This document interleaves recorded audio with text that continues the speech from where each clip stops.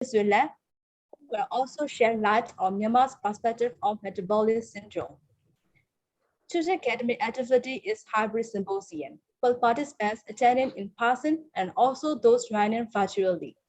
Again, I would like to thank you, all renowned chairpersons and speakers, as well as all the participants for joining with us in this symposium.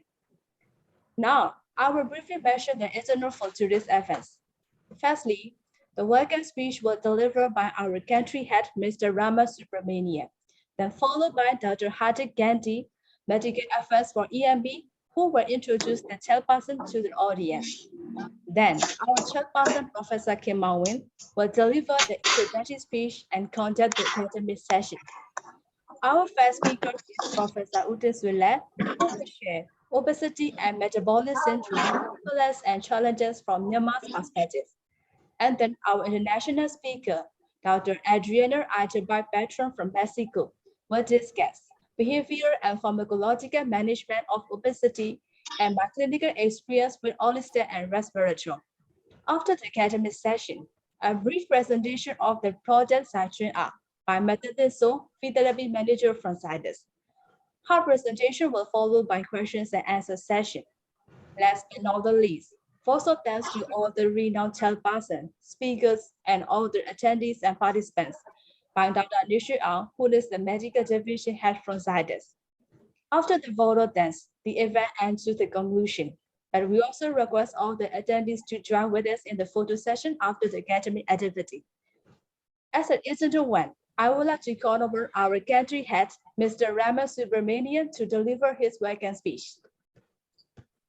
Thank you, Mama. Good evening, all. Mingalaba. It's a wonderful evening, and thank you all for joining this symposium. Could you help me in sharing my slides, Tintin? Ashish?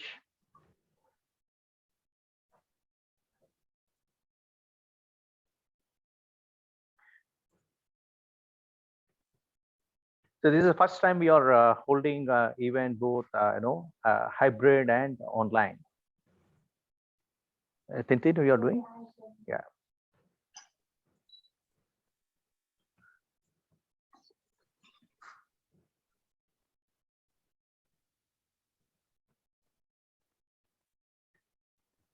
Thank you. You can go to the slideshow.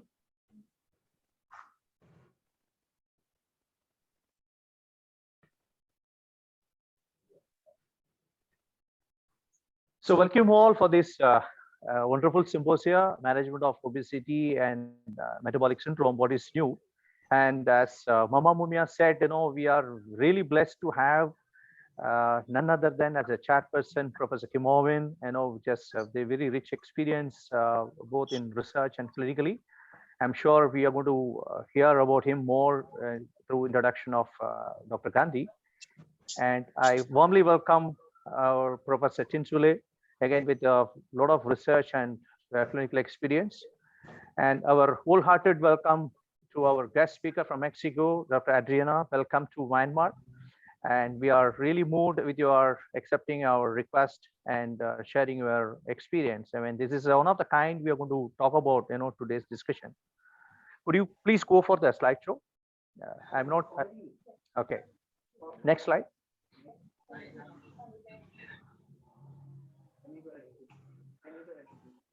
Sorry.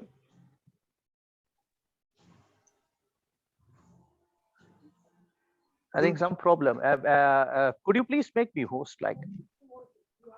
So if you would like, I can share the slides. Yeah, because some technical issues, I think. Like, okay. Yeah. So very briefly, I want to talk about like Zydus-Alidac here. We have the facility here. I want to introduce to all of the audience. Most of you know, but still at this juncture, I would like to introduce about Zydus-Alidac. Next slide, please. So this is our facility. This is a manufacturing facility, state-of-the-art manufacturing facility with the WHO GMP to produce high quality and affordable medicines in Myanmar. Next slide. And we are very proud to inform the whole audience that this is the first MNC to invest a pharma manufacturing unit in Myanmar. And we know that the current challenges we are facing with respect to availability of US dollar, because more than 90% of Myanmar drugs, pharmaceutical drugs, comes from outside. So I think this is a boon for our country. And having this facility, our Alidac factory will have a negative impact. I mean, this is going to reduce a negative impact on the economy. In fact, it's going to help all of us. And this is going to improve the contribution to our country growth, because currently all the drugs are coming from outside, so no contribution to country's growth. And currently we are also having the challenge of lack of employment creation, technical transfer, etc. So this is a whole basic fundamental premises why we established our factory in Myanmar. Next slide. So I'm sure, like Alidac Myanmar will pave the path for the self-reliance of pharmaceutical availability drugs in Myanmar. And I'm very pleased to talk about our Zydus philosophy of quality management. We have only one quality policy all across the world. We have more than 30 manufacturing locations, and all of them, including the Alidac, in all the 30 manufacturing locations, we are going to have the same quality policy.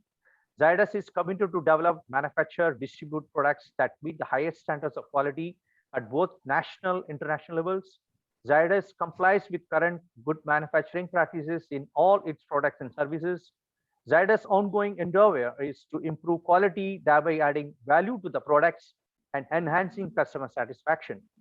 Zydus believes that quality is achieved through conscious team efforts of all the personnel, individually and collectively. And as we say, our purpose is Zydus is dedicated to life, and quality is our way of life at Zydus. So we are very proud to have Alidac Healthcare Myanmar, which is a pride of Myanmar, excellence in healthcare. Next slide. And as we said, one of the challenge we saw that there is no transfer of knowledge, and we are very happy to say that we are committed to capacity building through delivering high quality products, and we have more than 90% of the staffs, they are from Myanmar. We are very, very happy and proud to say about this. Next slide. And our range of products includes catering to cardiovascular disease, anti-diabetic drug, pain management, neuro, antiviral, antibiotic, and anti-obesity drugs. So this is some of the very well-known products for you, starting from Mabulodac, Atorva to Zytrim and Zytrim R. So we are extremely happy that more than 90% of our products are being now catered by Alidac Healthcare. So given an opportunity, we will serve even better, and we will take the load of Myanmar to make quality, affordable medicine available throughout for our population. Thank you.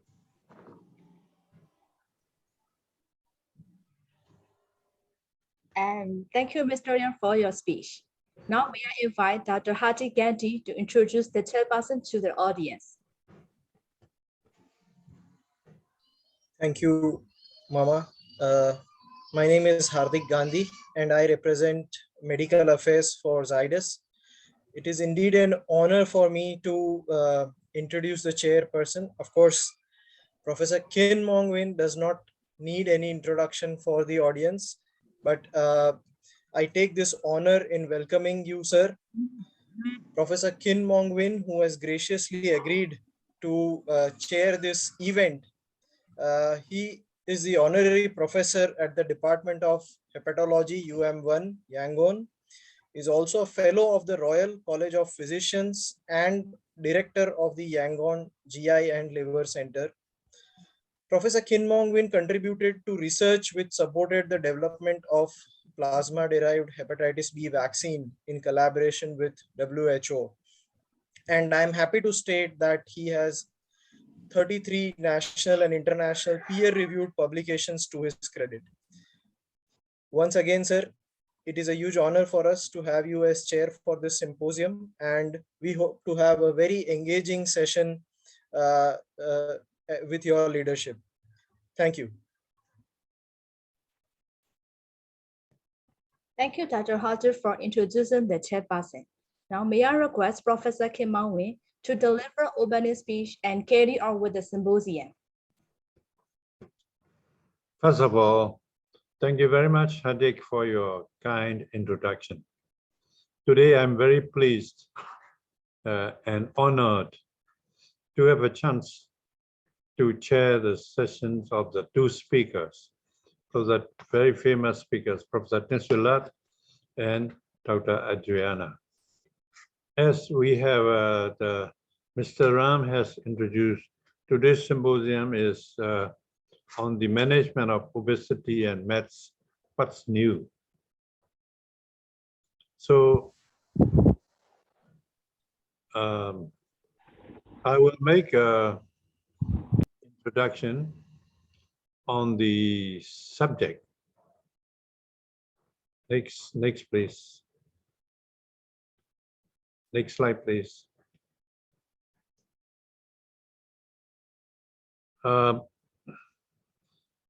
My main, as I understand, Mr. Ram and the Zydus and the Alidac will be very happy to introduce new drug that is Zydtram R. So my overview will be on the Zydtram R, and if I have infringed on some area, Dr. Adriana, please excuse me. BMI with the diabetes, you know, the BMI and diabetes are directly related. Next slide, please.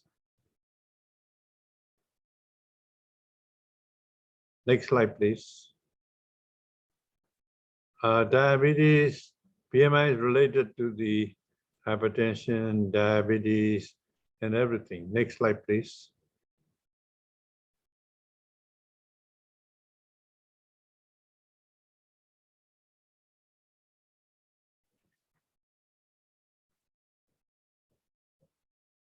Next slide.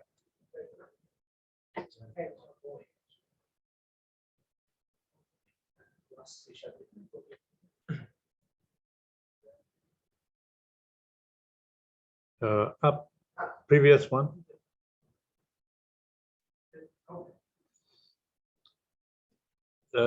Next, yes.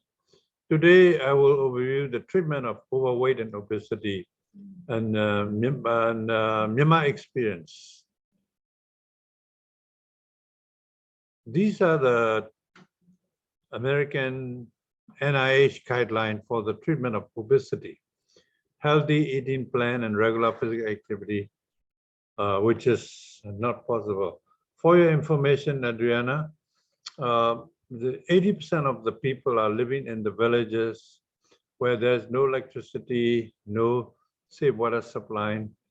And how can you be educating the people on the eating plan and the regular physical activity? The next, changing your habits, very difficult. If you think about the whole country, it's not possible. Weight management programs, people will say, from the village will say, go away. What are you talking to us?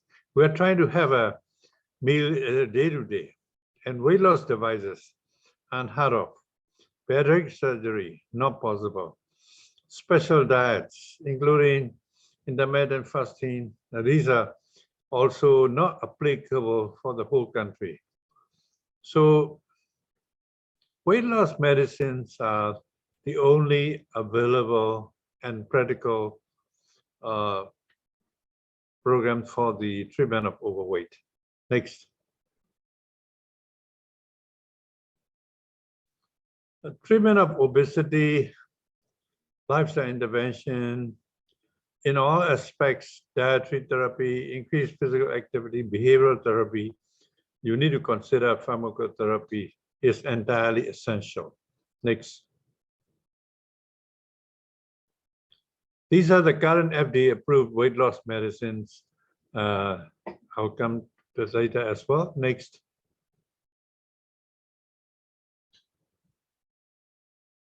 Next, please. Next. Weight loss medicine, these are the medicine, not available, not available, not available, not available. liraglutide, available only for the diabetes, not approved by the FDA for the weight loss, and it is prohibitively expensive for the ordinary people. It will not be possible to increasing the doubling the dose. Semaglutide, it's not available in our country and it is very difficult.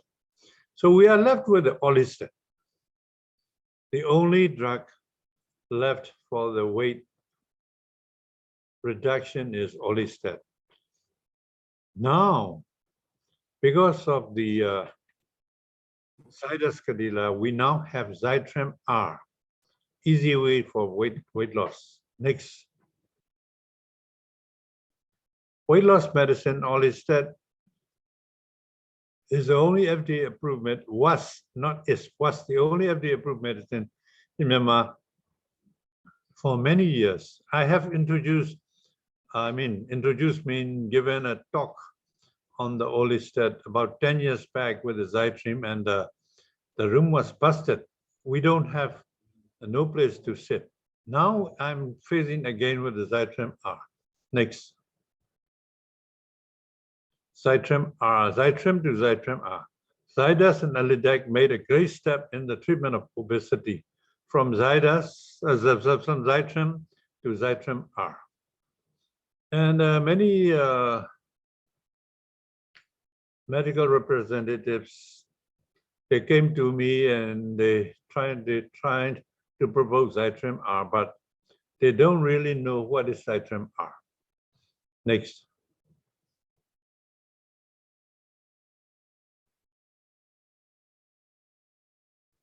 Zydtram R means Resveratrol.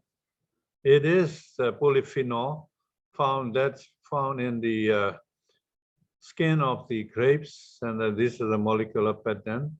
And it is widely used in the United States as a food supplement.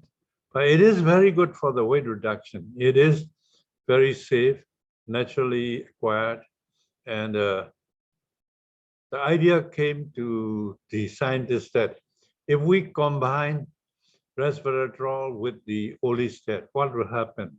Next. So I want to quote Obesity Silver Spring EPUB 2016 July. Efficacy of an Orlistat resveratrol combination for the weight loss in subjects with obesity, a randomized controlled trial. These are the authors, and it's very interesting. Next.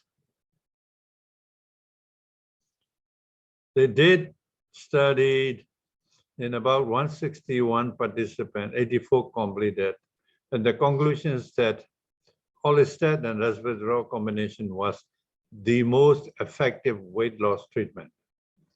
Next.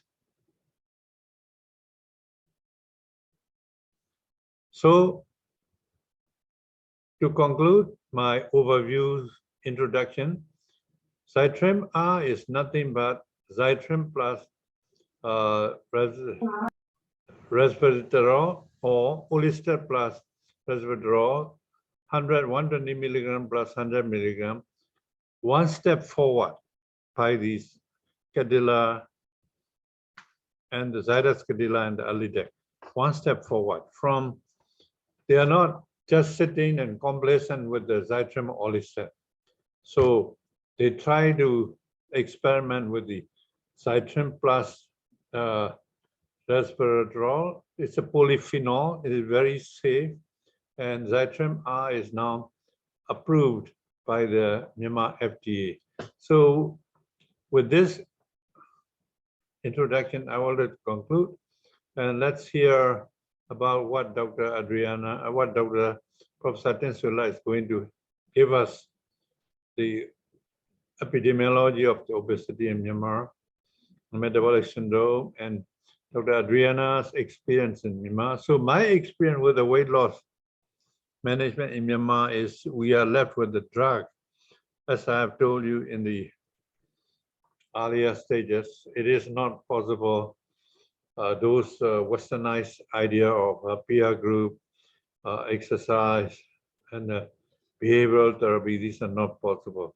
This Cytram-R is a very easy management, and obesity is related to many diseases. And let's welcome and wait for with the efficacy of the Cytram-R in the practical management in Myanmar. Thank you very much, Zydus-Alidac.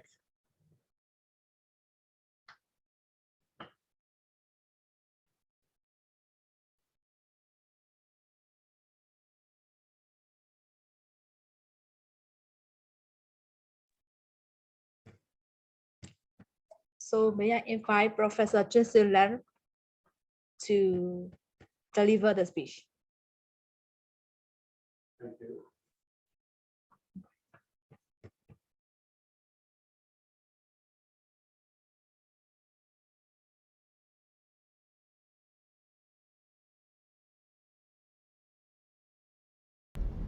Well, share the presentation. Share the what? Huh?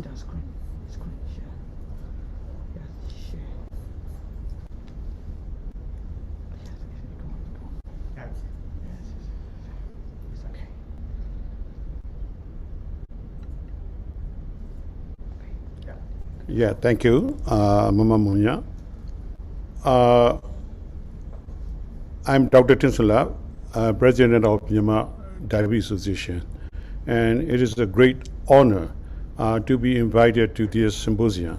I'm actually very much honored and pleased to be one of the speakers in this academic activity. What I'm going to talk today is the metabolic syndrome in Myanmar, in particular, prevalence and challenges. And actually, metabolic syndrome is not a disease, but rather a clustering of metabolic risk factors, which have been proven to make incidence of cardiovascular diseases at least twice as common and increase in the possibility of suffering from type 2 diabetes fivefold. So this is the precursor, this is the harbinger of the more serious diseases like cardiovascular diseases and type 2 diabetes mellitus. So as a historical perspective, actually the combination of the clustering of the risk factors dated back to 1923 when Khin from Sweden has mentioned about the combination clustering of the risk factor, hypertension, hyperglycemia, hyperuricemia syndrome. And then come 1966, Camus first coined the term metabolic syndrome, which comprises of type 2 diabetes, gout, and hyperlipidemia at the time. And in 1988, famous Dr. Reven from United States coined the term syndrome X for the insulin resistant, hyperglycemia, hyperuricemia, increased triglyceride, low HDL, and high blood pressure. And then next year, 1989, Beltran used the term as a deadly quadrant, comprises of central obesity, glucose intolerance, hypertriglyceridemia, and high blood pressure.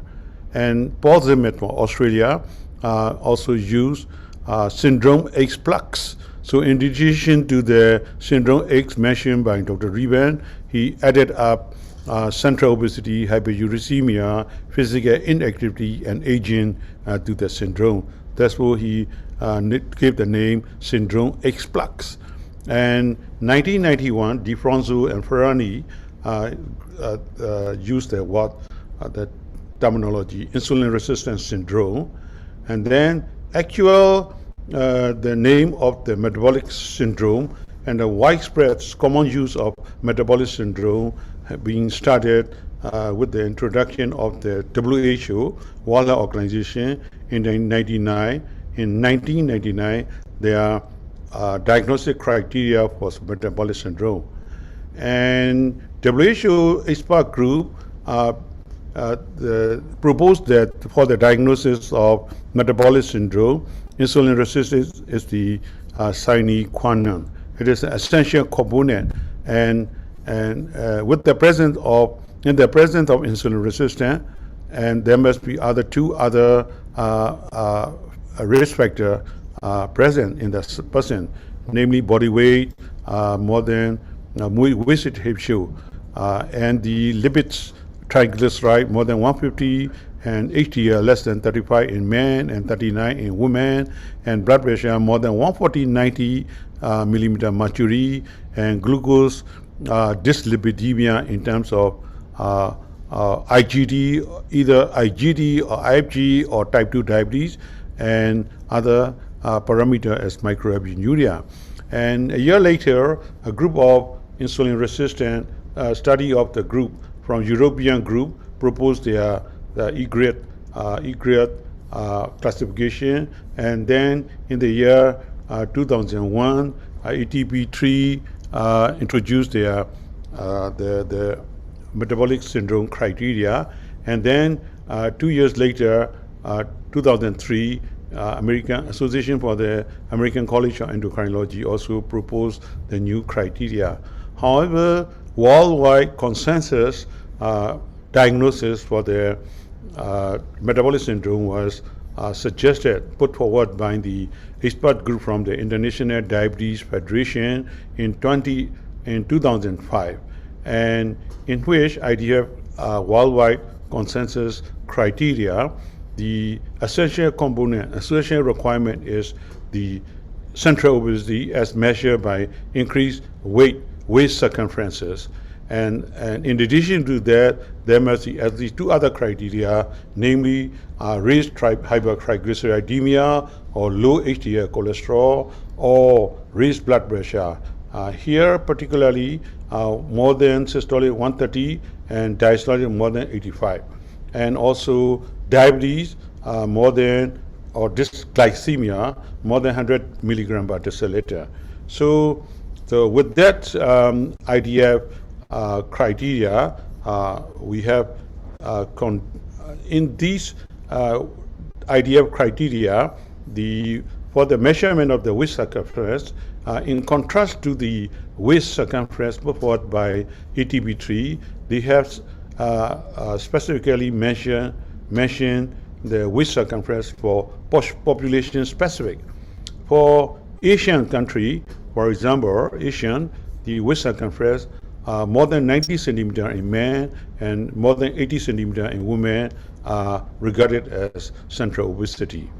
So with that background, we in Myanmar, we conducted a national survey on the risk factor for the four major non-communicable diseases, mainly diabetes, cardiovascular diseases, cancers, and chronic respiratory diseases. We have measured the physiological parameters like hypertension, blood pressure, obesity, by BMI, and also we have also measured obesity by the waist circumference, and the raised blood pressure, and the raised blood glucose, and the raised blood pressure.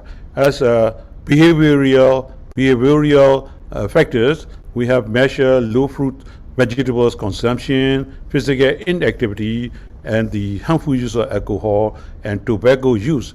And actually, this is one of the most comprehensive NCD survey in the Southeast Asia region. And we have mentioned all the prevalences of national prevalence for the tobacco usage, national prevalences of the alcohol consumption, along with the physical activity, inactivity, and other physical measures like obesity. In terms of obesity, we mentioned here 5.5% for both percent for the both sex for the whole country, and average waist circumference. And also we have estimated the high blood pressure here more than 140/90, and also we have measured the dysglycemia in terms of IFG, impaired fasting glucose, impaired glucose tolerance, and also diabetes mellitus. And with that background, here we can see that the high blood pressure for both sex for the adult population for the whole country was 24.6%, and for the IFG, impaired function glycemia, the prevalence was 3.6%, whereas prevalence for the IGT, impaired glucose tolerance, was 19.5%, and the percentage of hypertriglyceridemia, more than 1.7 millimole or more than 150 milligram per deciliter. For both sexes, it was 30.8%, quite high, and for women, the percentage prevalence was 29.4, and the prevalence for the men was 32.2%. And for the low HDL, for men, the prevalence was 40.7, and for women it was 56.6. It was quite high. So from that data, pool of data, we could estimate the national prevalence of diabetes and pre-diabetes in Myanmar, and the paper was presented in the National Research Congress in 2015. And from that prevalence study of diabetes, we could see that national prevalence of diabetes was 10.5%. From this data pool, from the STEP survey and from the national prevalence of diabetes study, we could estimate the national prevalence of metabolic syndrome. And from that estimation, we could see that for both sexes, for national prevalence of the metabolic syndrome for the whole country, it was 24.5%, and for men it was 17.8%, and for women prevalence was 31.1%, which means 1 out of 4 adult population, adult means age range between 25 to 65 in our study, for 1 out of 4 adult population in 2014 have metabolic syndrome, which also means that at least 600,000 adult population were having metabolic syndrome, because at that time, 2014 national consensus showed that the population was 51 million, and the adult population age range between 25 to 65 years of age was around 25 million people. So metabolic syndrome was quite prevalent in Myanmar, and actually comparatively it is quite high among the Southeast Asia region. And we can here see clearly that with the increasing age strata, the prevalence of metabolic syndrome rising, gradually.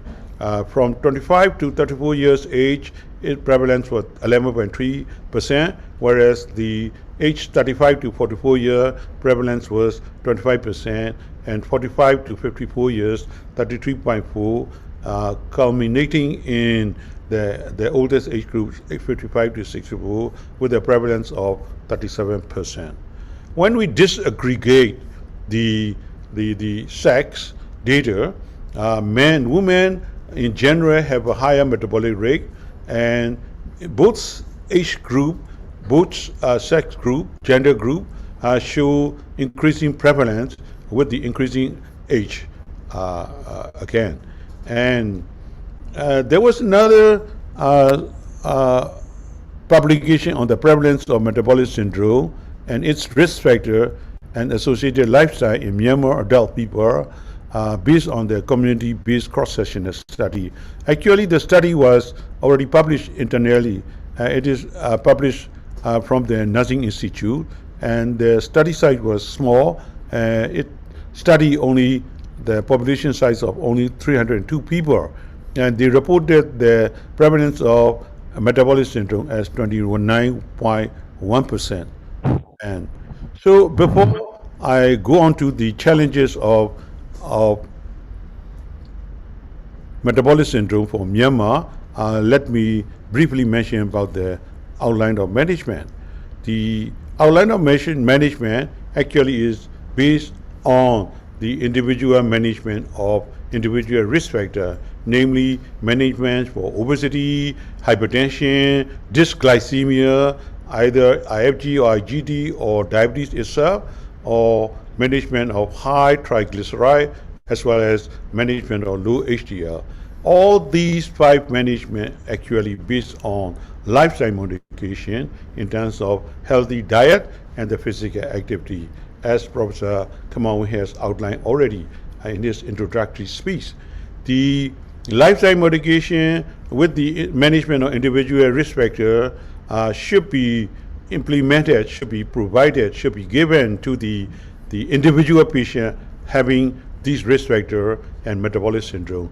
And also for the population level, for the country itself, if we want to reduce the problem of the cardiovascular and diabetes mellitus, these measures should also be implemented at the population level.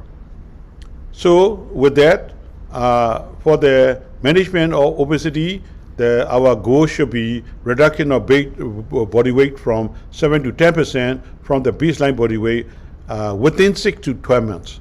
And for the waist reduction, waist circumference, central obesity reduction, it should make the waist circumference less than 40 inches in men and less than 35 inches in women. To be able to do that, we need to implement balance of physical activity between physical activities and the calorie intake by lifetime modification. And we need to have a moderate intensity of the exercise in terms of 30 minutes per day or at least 150 minutes per week. And we also need to restrict calorie intake, and we need to increase consumption of fresh fruits and vegetables, low fats and dairy products. For the management of high triglyceride, we should aim to reduce the triglyceride level below 150 milligrams, for which we also need to have a lifestyle modification. And those people who has more than triglyceride or more than 200 milligrams, we can use either fibrate or nicotinic acid. And for low HDL, we should aim to raise it to above 40 milligrams per deciliter in men, and for women, more than 50 milligrams in women. And if possible, in both sex, it should be raised above 60 milligrams per deciliter. And to achieve that, we should achieve the ideal body weight and then maintain the healthy body weight by increased physical activity as well as the dietary measure. For the management of hypertension in general, without diabetes and CKD, we should aim to reduce the blood pressure below 140 by 90 millimeter mercury. And if the person is having CKD or diabetes, we should aim to reduce blood pressure less than 130 to 90 millimeter mercury. And as for the pharmaceutical management, ECI should be the first line of management for this hypertension in metabolic syndrome, and only to those with intolerance to ACEI, we can also use angiotensin receptor blockers. And along with that pharmaceutical management, we also implement lifestyle modification in terms of healthy diet, salt reduction, and the increased physical activity. And for the dysglycemia, we should aim for fasting blood glucose less than 110 for the duration and less than 100 for American criteria, and hemoglobin A1C should be less than 7. To be able to get it done, we should aim to reduce the weight and increase physical activity, and for the IFG or IGD, we can prevent the further progression of the process into diabetes by instituting either metformin or triglyceride or icabose. And those people with more than HbA1c 7% should have appropriate treatment to prevent the microvascular as well as macrovascular complications. So with that background, with that, the goals and the measures, they are meant for individual patients. But for the country as a whole, for the population, actually, the World Health Organization already determine the targets for the global for the individual targets for the metabolic and cardiovascular risk factor in global action plan for the prevention and control of non-communicable diseases for the year period of 2013 to 2020, where we can see that we should aim at the population level 10% reduction of physical inactivity and 30% reduction of mean population sodium consumption and 25% reduction of high blood pressure, and we should aim at the 0% rise. In other words, to halt the rise in the prevalence of diabetes and obesity in the population. So this is meant for the population level.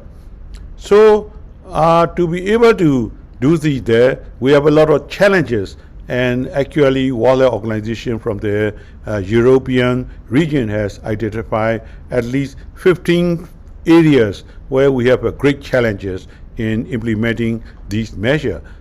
For the sake of for the interest of the time, I won't be able to go into all these 15 area, but I will only mention briefly about the challenges in Myanmar perspective. First and foremost, most important challenges, the great hurdle for the prevention of NCD and the prevention of the metabolic risk factors is the lack of political commitment. And NCD prevention and treatment should be in the national developmental plans. They should be recognized as national development agenda issue, and they should be integrated into the national development plan by linking the disease burden to the economic growth and the social developmental agenda of the country. This area is a great challenge, and we don't have much political commitment in this area. And that to be able to do that, we should have champions for the NCD, either in government or among the politicians, among the parliamentarians who are the policy makers of the country. And these people, the policy makers, should have an interest. They are interested to improve the performance of the healthcare system, and we should also focus. The country should also focus to have a healthy policy and strategy for the prevention and control of NCD in the country. And to be able to do that, there should be an explicit budget allocation for the prevention and control of NCD. And we should have population-based intervention for healthy diet and physical activity for the whole country. And to be able to do that, we should also have a population coverage of public insurance to cover the expenditure of the population. This is the great challenges in our country because of the lack of political commitment. We cannot implement these areas. Next challenge is to create explicit processes for setting priorities and limit in the national agenda. Namely, we should have an increasing amount of government expenditure on the health, so that we can implement measures, intervention for the prevention and control of NCDs. That area is also a great challenge for us, and we don't have although we do have increased health expenditure with the former governments, the level of health expenditure of the GDP of the whole country is still comparatively lower than of the other ASEAN or Asian country, honestly. And there should be interagency cooperation, and this area is also a great challenge for us. The government, actually above the level of the Ministry of Health, if possible, highest level of authority in the government should have interest to mobilize multi-sectoral or the whole of government action on the NCD prevention and control. And unfortunately, we don't have that kind of commitment. We don't have, well, we do have a national health committee, which was presided by the vice president with the other relevant ministry other than the Ministry of Health. But the committee was actually in defunct for several years already. And there should be an intersectorial mechanism for the prevention of for the health issues and the social health determinants, because although this is a health issue, most of the preventive measures are beyond the domain, beyond the authority of the Ministry of Health. So we should have other interministry, other ministry involvement in that issues, so that we can have a health in all policy or sustainable development, or we should have a growth and social inclusion in the national policy. Again, this is a great challenge for us, and we are lacking, unfortunately, in this area also. And the very important area to be able to prevent these NCD and the metabolic risk factor, population empowerment is very important. And there should be programs to build health literacy, to raise the health literacy of the population in general. There should be program. We don't have it, unfortunately. And we should also be able to empower citizens to take responsibility for their own health. People should realize that this is their own responsibility for their better health. So they should take responsibility for their own health. We should empower the citizen to take responsibility for their own health. And again, this is a great challenge, and we are lacking in this area also. And that the population and people should be able to claim their rights within the health system, and also should be able to know what they are eligible for and where and how they can seek service. And there should be explicit policies, pathways, programs, or guidelines on patient education for people with NCD. And there should be peer-to-peer patient support groups to support the people with metabolic syndrome, metabolic risk factor, people with cardiovascular and diabetes, and for the people with non-communicable disease as a whole. Unfortunately, we are also deficient in that area. So this is a great challenge for us. And we should also have an effective model for the service delivery. Again, this is a great challenge for us. Public health system should be sufficiently focused on NCD, and there should be structures adequately staffed and funded to carry out core functions for the prevention of metabolic risk factor, cardiovascular risk factor, and the NCD prevention. Unfortunately, our public health system is insufficiently focused. And actually, with the alma mater of 1970, our health system was constructed based on that public health concept. So our health structure is mainly oriented toward the prevention of communicable diseases. So we are not ready yet to accommodate for prevention of non-communicable diseases. And our primary healthcare, we have a good primary healthcare, secondary healthcare, and tertiary healthcare. And our primary healthcare and family medicine should be well developed to be the center of the care for the chronic disease patient, so that the NCD can be NCD care for the NCD can be provided not only in the urban area or semi-urban area, but also it should be able to be provided in the remote rural areas as well as in the migrant settlements. Unfortunately, we are also very weak in that area, and it's a great challenge. And there should be also proper referral system from the patient from the primary health care up to the specialists in the secondary or tertiary centers. Again, we are deficient, we are weak in this area also.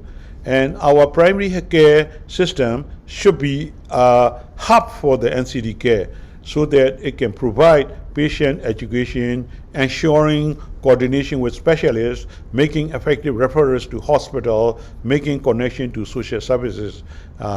Unfortunately, again, we are very weak in this aspect, and this is a great challenge for us. And next is the coordination across the providers. There should be a coordination among the providers, not only in the level of care from the primary to secondary to tertiary, but also among the interspecialty. There should be a coordination, and we are very weak in that aspect also. And there's a great hurdle for the primary care providers, for the referrer, for the patients who need special attention. So they are with great difficulty, with great difficulty only they could be referred to the secondary, either secondary or tertiary level for the specialist care. And actually there should be effective multidisciplinary cooperation between physicians, surgeons, nurses, health educators, and other health alliances, etc.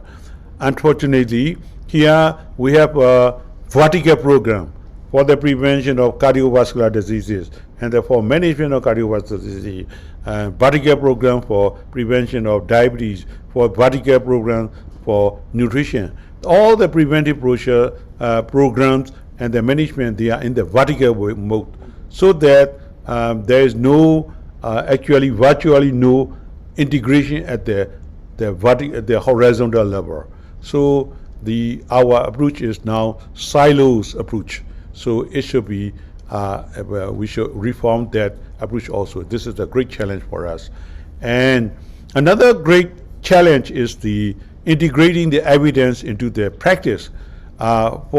We should have a structured process in the country to develop clinical guidelines and pathways for the development of the clinical guideline based on the best international evidence.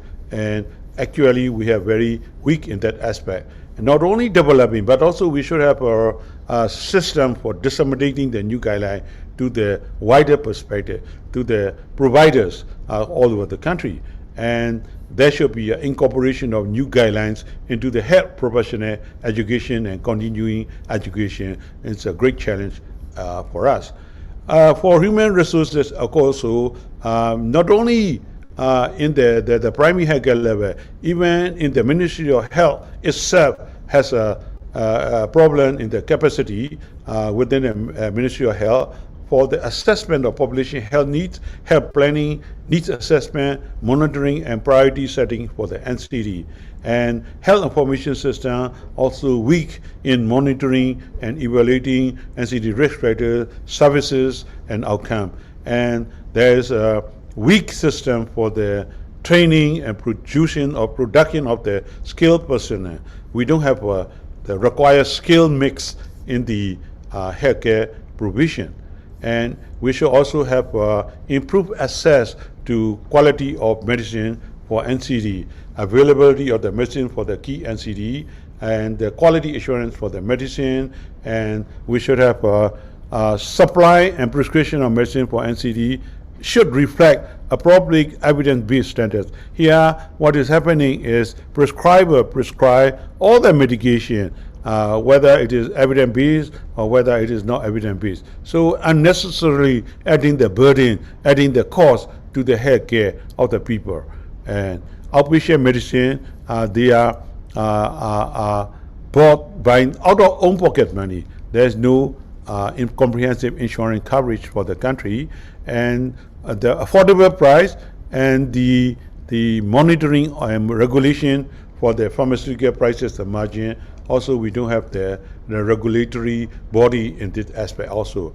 To be able to do this thing, we need to strengthen our health system, and also we need to ensure access to care and reduce the financial burden of the people.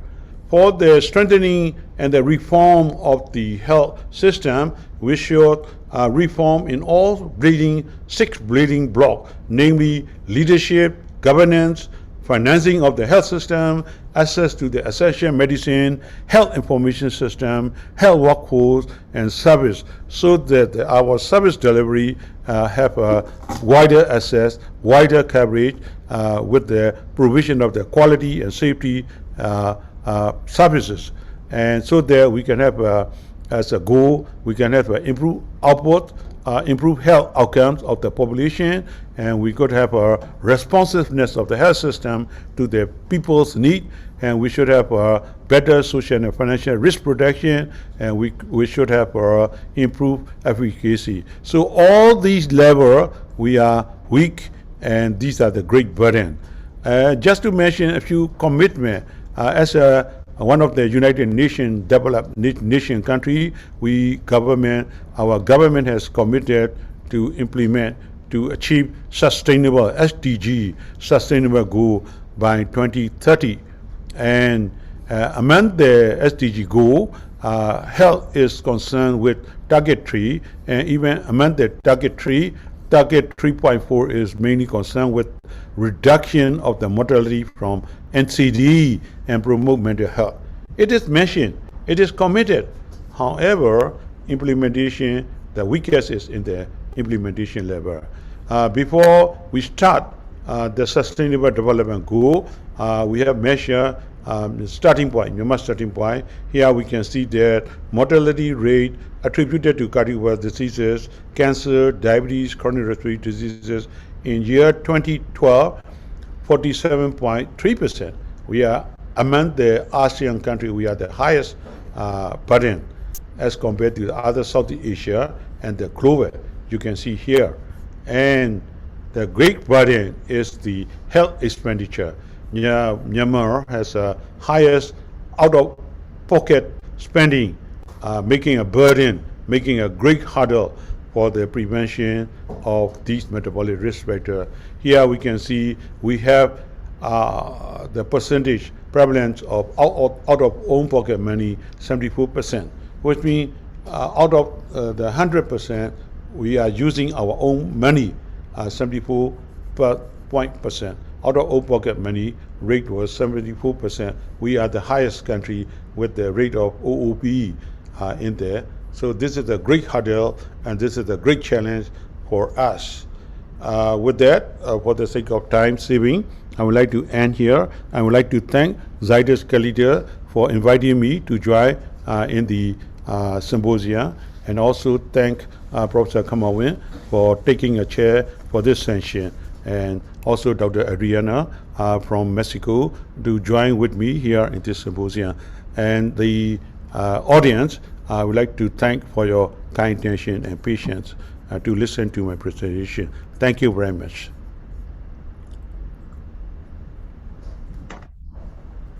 Thank you, Professor Disiller, for the excellent talk. Now, may I invite our second speaker, Dr. Adriana, to share the clinical experience with Orlistat and Resveratrol.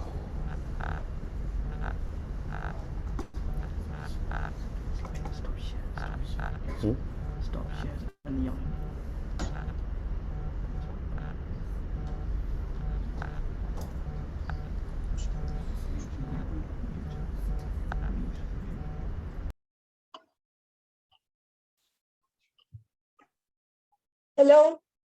Hello, everyone. Good evening.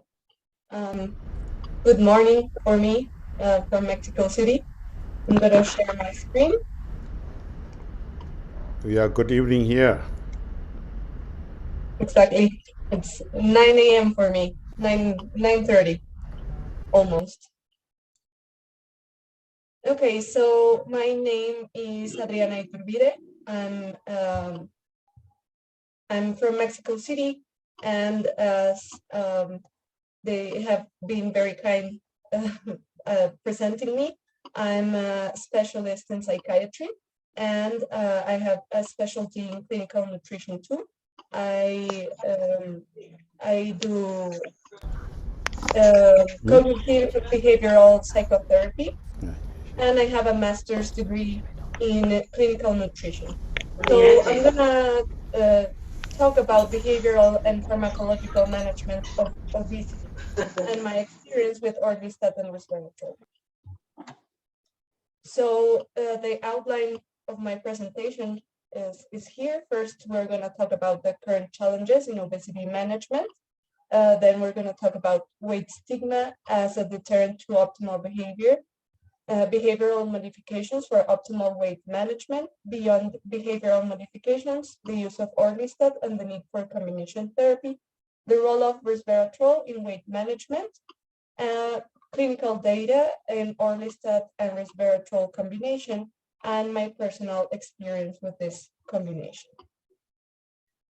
So regarding obesity in adults, obesity is a complex chronic disease in which abnormal or excess body fat adiposity impairs health. It increases the risk of long-term medical complications and reduces lifespan. And over the last years, over the past decades, the prevalence of obesity around the world has increased.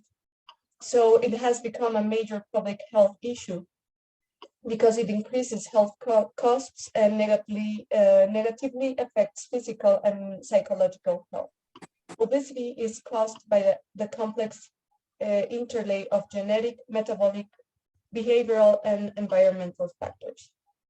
So which are the challenges in the management of obesity? First of all, obesity or the management of obesity is not routinely discussed during clinical consultations. Overweight is often stigmatized in multiple cultures. This stigmatization is in part in the social structure, and it also affects providers of health.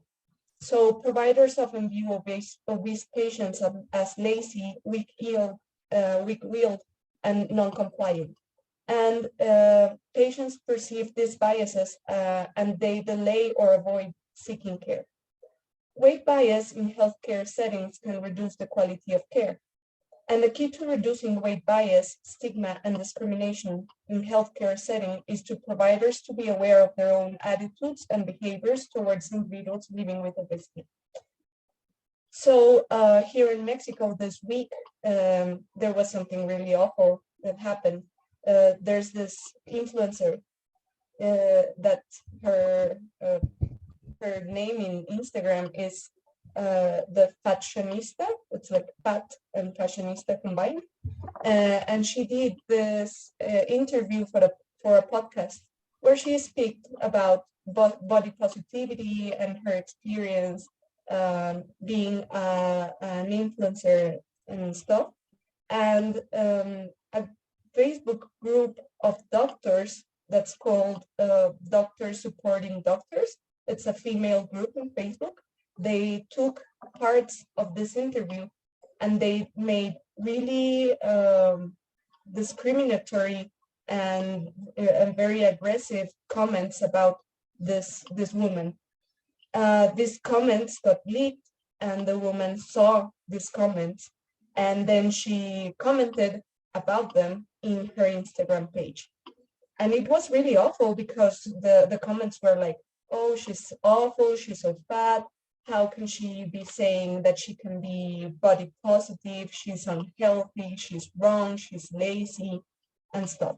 And she was saying, like, she was crying in her Instagram stories, and she was saying, like, I can't believe that doctors and healthcare providers are saying this, and this is what I'm used to. This is what I've been living for my whole life. Whenever I visited any kind of doctor, any kind of specialist, this is what they used to tell me, like, you're fat because you're lazy, you are so fat, you're not healthy, I cannot help you. And this really affects the quality of healthcare that people receive. So you can visit the implicit association test for weight bias if you want to kind of explore if you have any kind of bias or stigma around obesity. So there's a joint international consensus statement for ending stigma of obesity. There are different definitions about weight stigma, weight-based stereotypes, weight discrimination, weight bias internalization, explicit weight bias, and implicit weight bias. We're not gonna stop around these definitions, but you can look for this article. It's really interesting, and I think it's very important. So, about weight stigma, healthcare providers should not assume that all patients living with obesity are prepared to initiate obesity management. Like if you have a patient with obesity, you should not understand automatically that the patient is ready to start weight management program. Healthcare providers should not ask the patient should ask the patient for permission to discuss obesity and then discuss on treatment options. So first of all, you need to ask the patient, do you believe this is a good time for us to talk about your weight? And if the patient says that he or she is okay, then you can start talking about treatment options. So there are some recommendations about the language to use or to avoid stigma when addressing overweight and obese patients.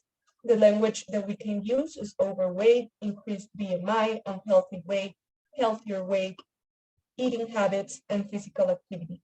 And the language to avoid is fat, obese, diet or dieting, exercise, and morbid obesity. So this will give a more positive message over the obesity management that we are going to start with our patient. So it's going to be very different for us to just say like, oh, I think that you're fat or you're obese, so you need to start a diet, you need to exercise, you're morbidly obese. That's going to be a bad approach for the patient. It's going to, he or she are going to feel offended, and maybe they're not going to come back, or they are not going to be inspired, and they are not going to feel comprehended by the healthcare provided. Otherwise, we can say it like, okay, you have an increased BMI, and this is an unhealthy weight. So we can look for a healthier weight for you. We can increase physical activity, we can look for better eating habits, and this is going to be a healthier lifestyle for you. So in the assessment of adults, although BMI is widely used to assess and classify obesity, it is not an accurate tool for identifying adiposity-related complications, because it's not an accurate tool to identify the adiposity, central adiposity. Waist circumference is not a good predictor of visceral adiposity tissue on an individual basis. So in addition to BMI and waist circumference measurements, a comprehensive history to identify the root cause of obesity, appropriate physical examination, and relevant laboratory investigations will help identify those who will benefit from treatment. And in the Canadian guidelines for the management of obesity, they propose the use of the Edmonton obesity staging system to guide clinical decisions. So this is the Edmonton obesity staging system. It has a correlation with the World Health Organization classification of weight status that is based in the BMI. The stages take into account physical symptoms and obesity-related psychological symptoms and laboratory results. So again, we're not going to stop in this classification, but you can look for it. It's I think it's really useful, and it's going to amplify and make it easier for healthcare providers to make decisions around the start of treatment and the selection of treatment. So as we were saying, first of all, we're going to ask permission.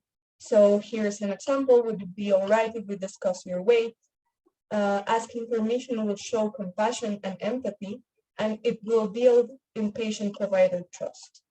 Then we're going to assess the story. We're going to ask for goals that matter to the patient. We're going to make an obesity classification and the disease severity using the Edmonton obesity staging system. Then we're going to advise on management. We can use a medical nutrition therapy, recommend exercise, and in part of the management, we're going to take into account psychological, medication, and bariatric options. In psychological options, we can use a cognitive approach to behavior change, manage of sleep, time, and stress, and psychotherapy if it's appropriate. Medications, we're going to look at that in a moment, and bariatric options if they're available. Then we're going to agree on goals. It's important to agree on personalized and sustainable goals, realistic goals. It wouldn't be realistic to say like, okay, our goal is going to be that, I don't know, in a month you're going to lose 15 kilos. We need to make realistic goals, and these goals should be centered around values and goals that matter to the patient. And we should assist with drivers and barriers. So, which are effective behavioral strategies for weight loss? Here in the right, we have some suggestions, and in the left are some other suggestions that I'm going to stop on them for a minute, and in the other ones you can read them while I'm speaking, okay? So first of all, we're going to use motivational communication. So the basics of motivational communication is ask, listen, summarize, and invite. So for example, we're going to ask, okay, so why do you believe that you have gained some weight in the last few years? Okay, then I listen.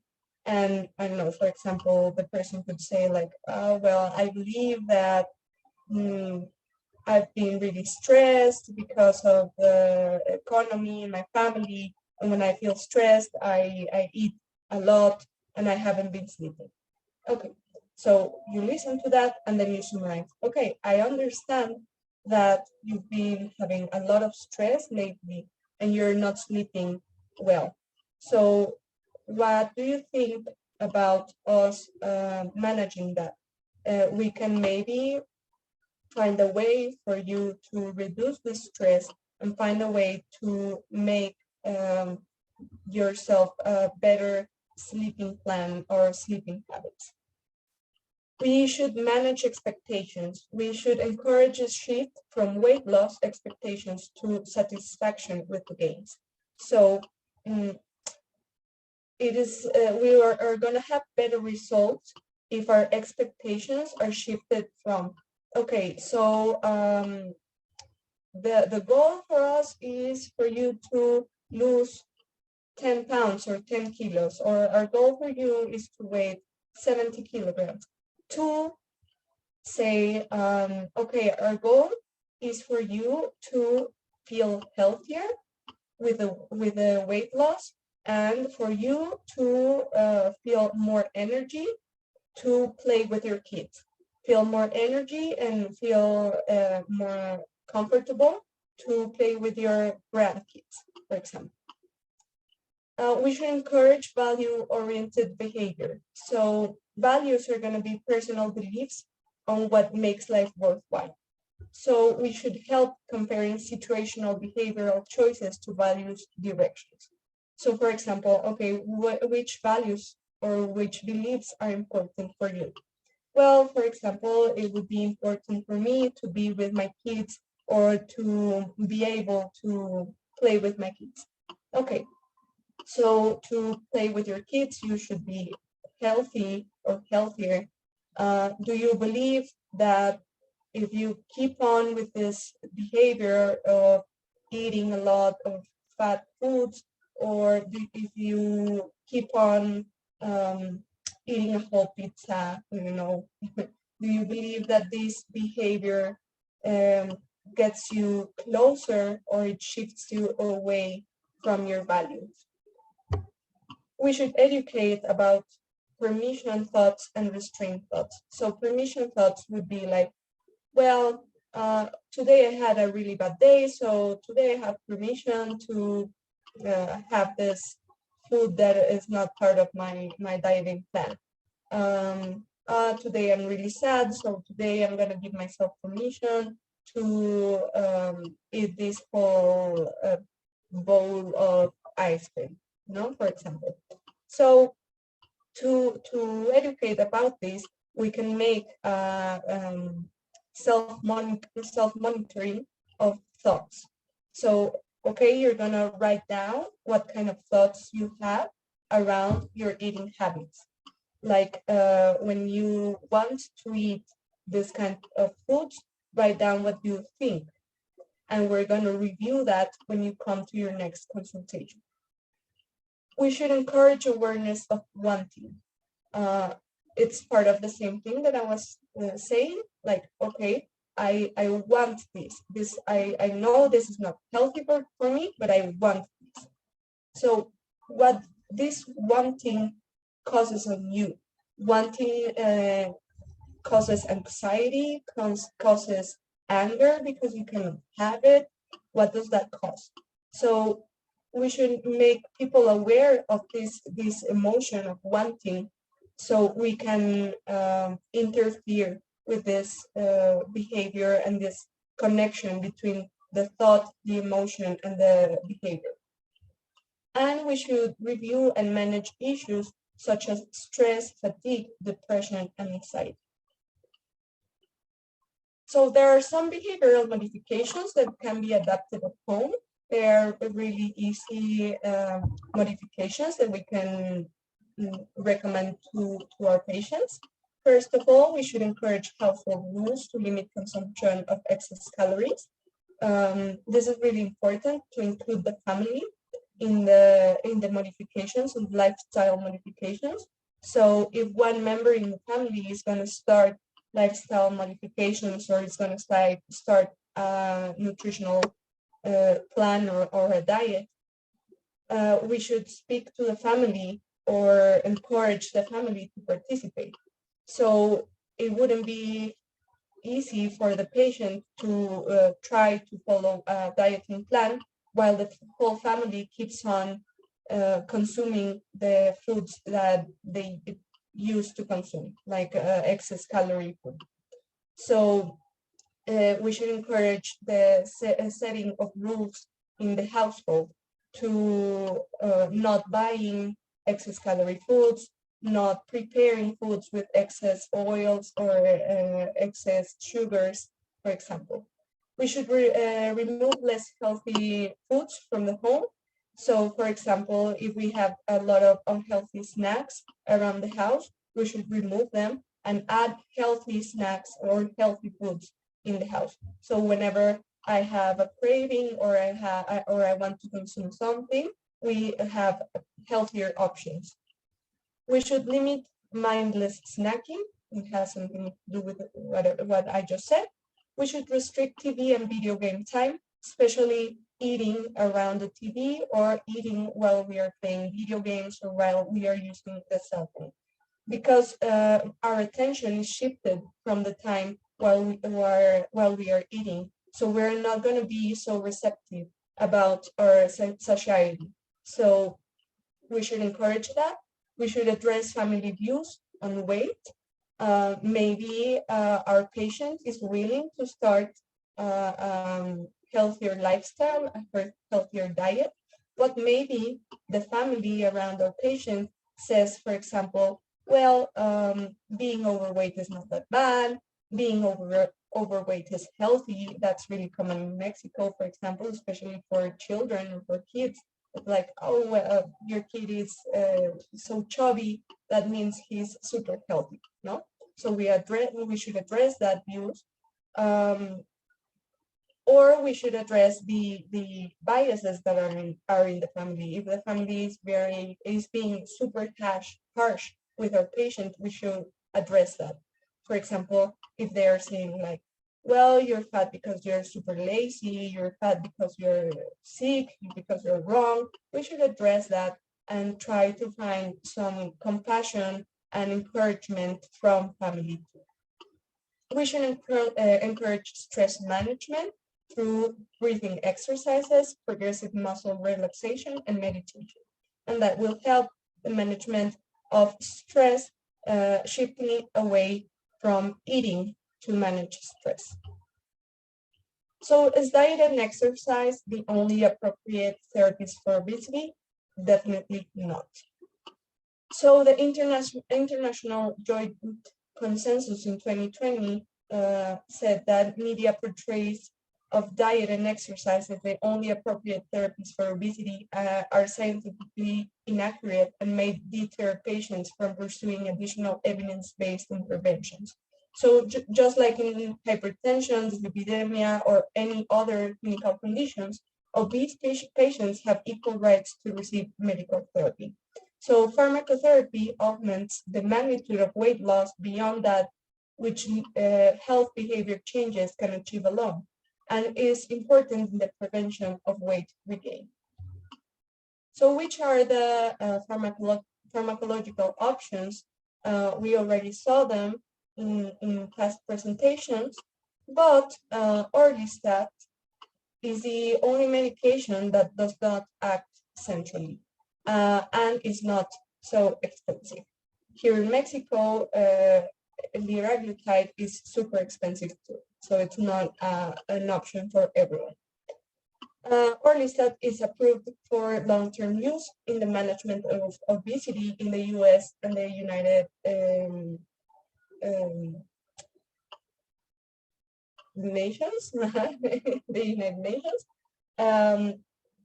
And it is the only one that has been explored in this way. Like the studies for the other drugs have not been long-term. So this is really important.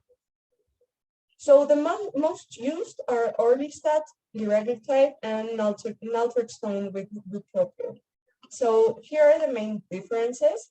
First of all, the thing that I like about Orlistat is that the administration is oral, and liraglutide is subcutaneous. So for many patients, administering subcutaneous medication could be really invasive, and they don't like it, or they feel like it's scary. So it's not for everyone.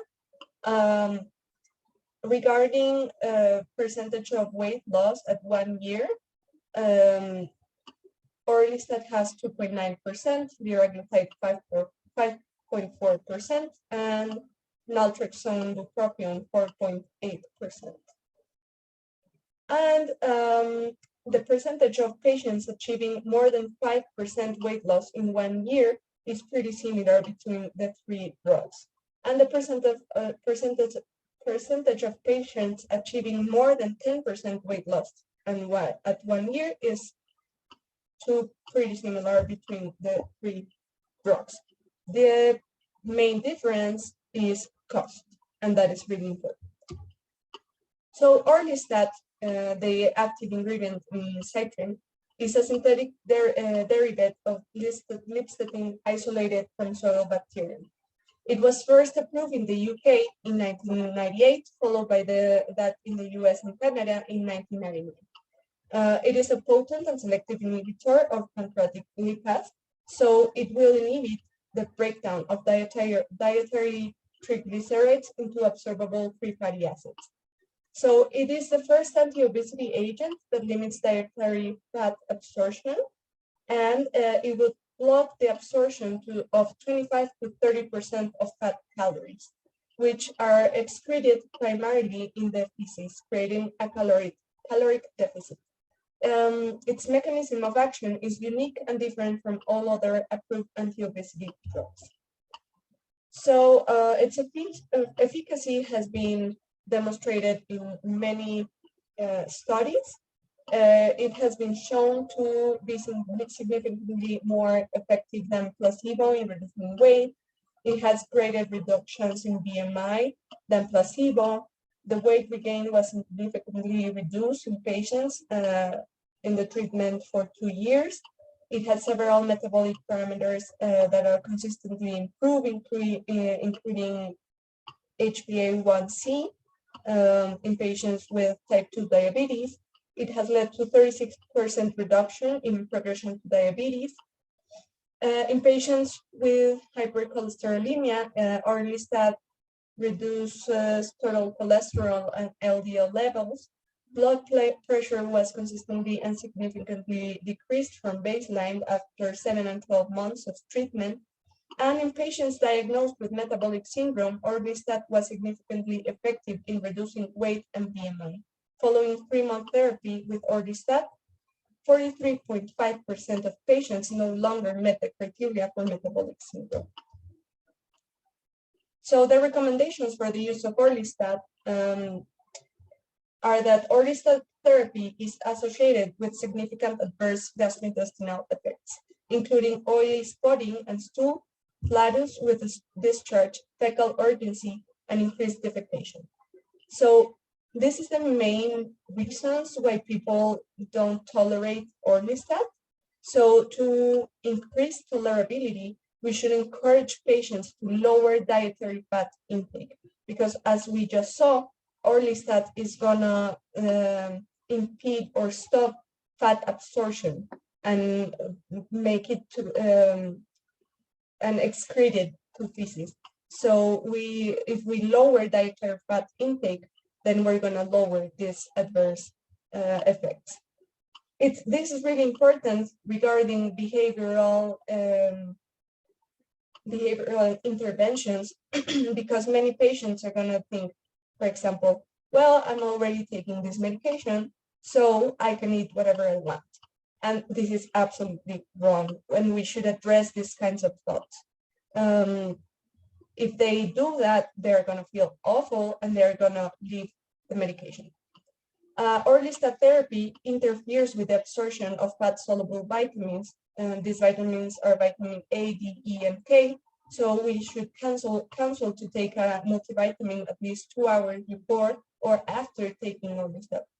It is contraindicated in patients with chronic malabsorption syndrome or cholestasis, and it's recommended to monitor renal and liver function during the treatment. So we're gonna talk about sirtuins. There are 7 known human sirtuins. The most studied one is SIRT1. The activation of SIRT1 is related to metabolic regulation. The activation of SIRT1 is related to increased energy expenditure. It promotes linear phenotype, and it's related to improved glucose homeostasis and insulin sensitivity. The metabolic pathways where SIRT1 participates are related to FOXO and leptin and PPR gamma pathways. And these pathways are related to hyperphagia and adipogenesis. So when SIRT1 is activated, the leptin pathway blunts hyperphagia, and the PPR gamma pathway is related to reduce adipogenesis. So this is important because resveratrol is a potent activator of SIRT1. So which are the clinical effects of resveratrol? Resveratrol has positive results in weight loss, BMI, or body fat. It lowers fasting plasma glucose in people with diabetes. It reduces biomarkers of inflammation, TNF-alpha and CD-reactive protein. Its supplementations among patients with metabolic syndrome and related disorders significantly reduces total cholesterol and increases GGT concentrations. It has anti-aging effects through its antioxidant properties. And resveratrol treatment improves albuminuria and lowered the increased levels of renal oxidative stress and inflammation in kidneys through scavenging of radical oxidative stress. So what's the correct dose for resveratrol? Resveratrol has hormetic effects. So what is hormesis or hormetic effect? It's a dose response phenomenon characterized by optimal dose stimulation and high dose inhibition. So what this means is that a lower dose will not be effective, a higher dose won't be effective either. So we need to find like the right dose to have the right effects. So for example, this will happen with other situations.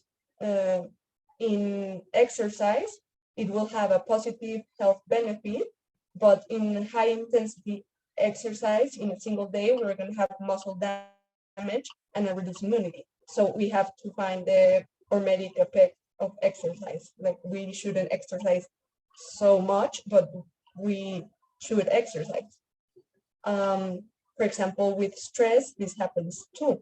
If we have some levels of stress, we're going to have an increase of our performance and resilience. But if stress is too much, we're going to have a burnout. So regarding resveratrol, in an optimum dose, we're going to have a positive pharmacodynamic effect, and in a higher than recommended dose, there's going to be adverse effects, and we're not going to have the positive pharmacological effects. So which is the hormetic effects of resveratrol and why the optimum dose is important? We're going to have antioxidant actions at optimum doses. There's going to be cardioprotective and metabolic benefits at optimum doses. And the optimum dose of resveratrol is lower than 500 milligrams per day.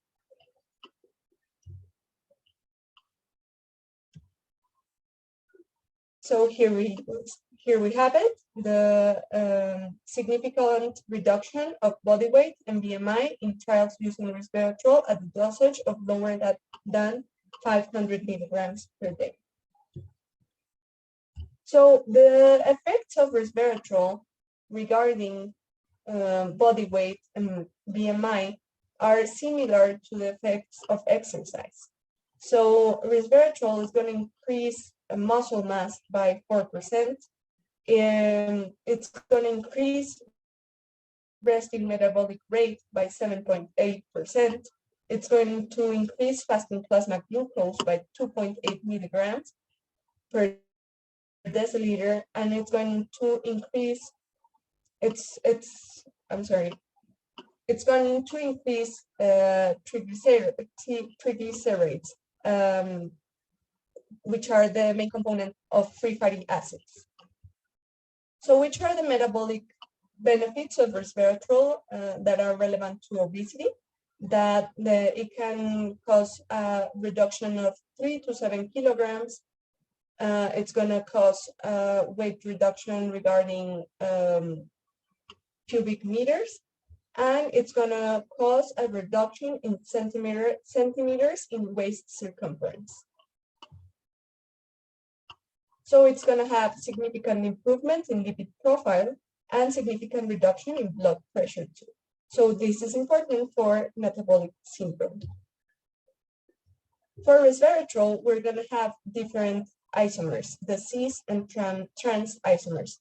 So what this means is that cis isomers are usually more polar and therefore the absorption may be difficult, and trans isomers are less polar or non-polar, so the absorption is better. Regarding resveratrol, the cis form is the unsteady form. It is less potent, and it has to be converted to transform to be biological effective, and is less known and not extensively studied. And the trans form is the steady form, and it's more potent and responsible for the biological effects. And this is the one that is extensively studied, and it's the one that is going to be found in medications. So seeing this, it would be logical to question, well, if we put these two substances together, will there be a synergic effect? So with orlistat, we're going to have a reduced fat absorption, and with resveratrol, we're going to have energy utilization to mimic caloric restriction. So we have this study that was conducted in Guadalajara in Mexico, where they studied the use of orlistat and resveratrol combination. The objective of this study was to evaluate the efficacy of this combination. The type of patients were patients aged from 20 to 60 years old. The BMI of patients was more than 30, but less than 40. They first conducted a standardization with a hypocaloric diet with 500 kilocalories less than usual diet. After these 2 weeks, they randomly assigned the participants in 4 different groups. In the first group, they received placebo. In the second one, just resveratrol. In the third one, orlistat. And in the fourth one, the combination of orlistat and resveratrol. They gave them pills 3 times a day to receive the correct dose of the medication. The evaluation parameters were body weight and shape, weight, BMI, waist circumference, metabolic parameters, fat and lean mass, which they measured with the Camita, that is the one with the I don't know if you know it as Tanita too, because that's the commercial name, but the one that measures fat and lean mass too, fasting plasma glucose and triglycerides, and they also register adverse events. So in their results, they found that the combination of orlistat and resveratrol was the most effective one, with a reduction of 6.82 kilograms at the end of 24 weeks of treatment. They also found that the changes in BMI were more pronounced in the combination treatment, and the changes in waist circumference were also more pronounced in the combination treatment. These results were very interesting because what they found is that the changes in fat mass were pronounced in the combination treatment and orlistat group. But what's really important is that they found that the lean mass in the combination group was preserved in comparison with the other groups.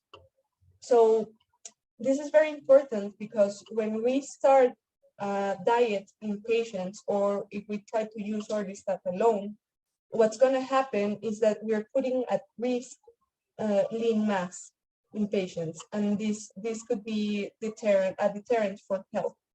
So they found that resveratrol is very useful for the maintenance of muscle, of lean mass. So in the graph to your right, you're going to see that in the combination group, the maintenance of muscle or lean mass is more pronounced in the combination group because they lost more fat mass and they preserve more lean mass. And the next one is the resveratrol group, in which they preserve more lean mass in comparison to just the orlistat or the placebo group. Regarding metabolic parameters, in fasting plasma glucose, they found a reduction with the combination group, and in triglycerides, they also find a reduction with the combination group. What this is telling us is that we're going to have gluconeogenesis and lipolysis. Regarding about adverse events, they did not report any serious adverse events, and the overall rate of adverse events was low. So in their conclusions, they concluded that the combination of orlistat and resveratrol constitutes novel therapeutic options for obesity because it can simultaneously act in several of the pathophysiological mechanisms involved in obesity-associated complications.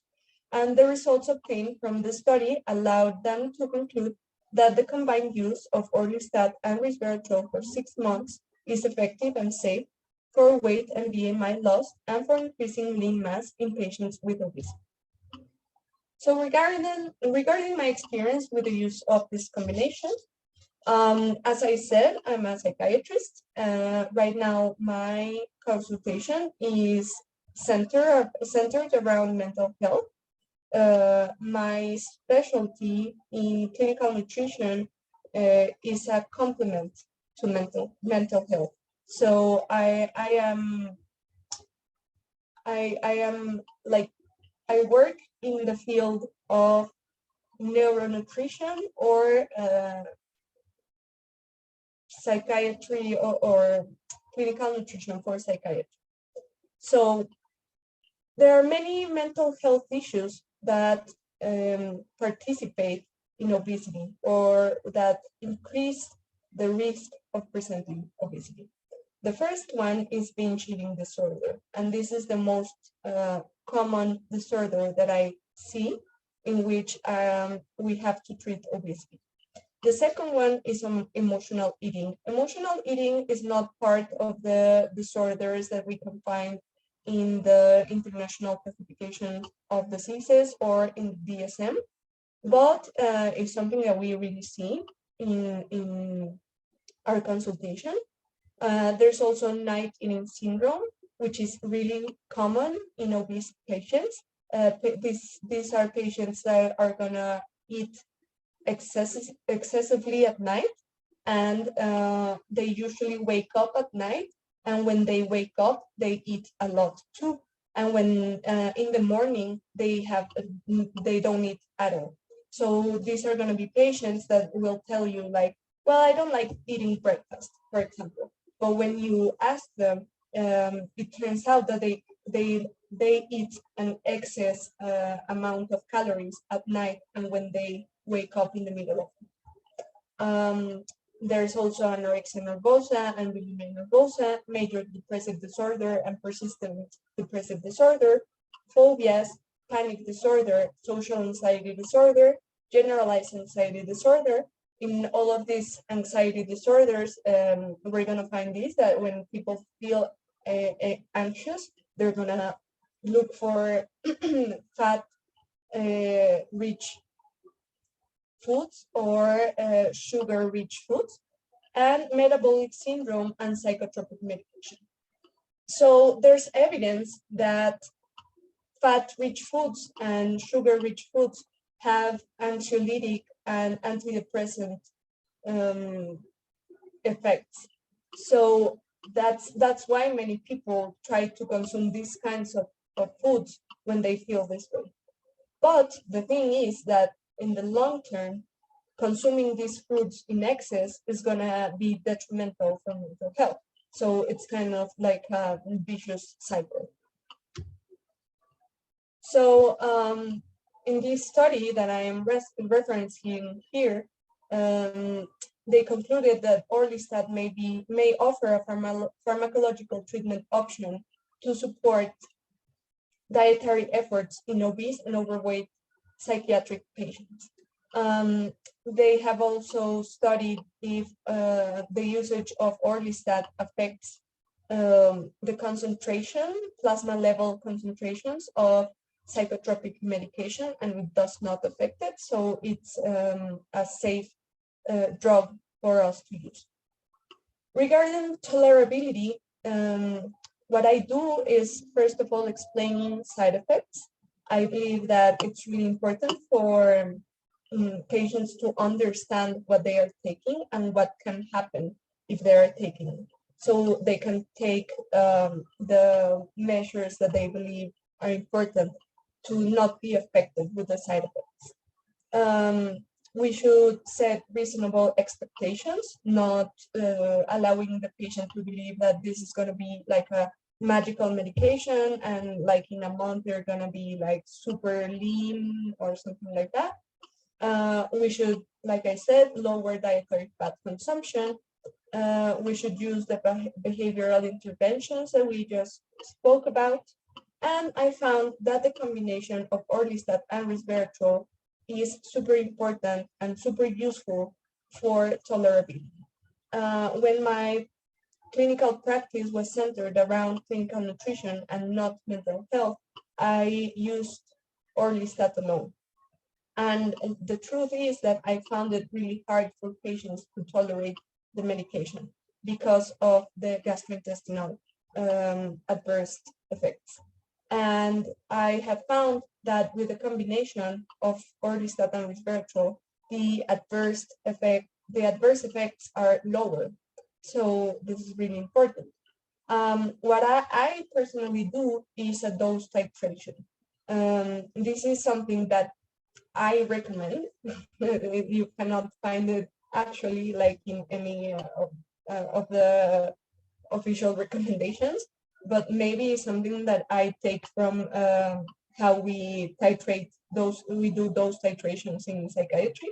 But I have find it very useful for tolerability to start with 1 capsule in the morning for about 4 days, then 1 capsule in the morning and 1 in the afternoon, and then with 3 capsules a day.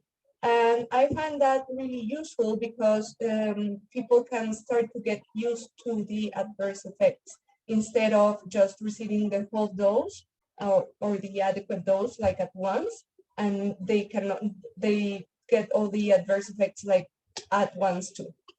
The other recommendations is taking the medication with meals and not to take it if the meal contains no fat at all or if the meal is missed. And to visit a licensed dietitian and inform the use of medication for meal planning to the licensed dietitian.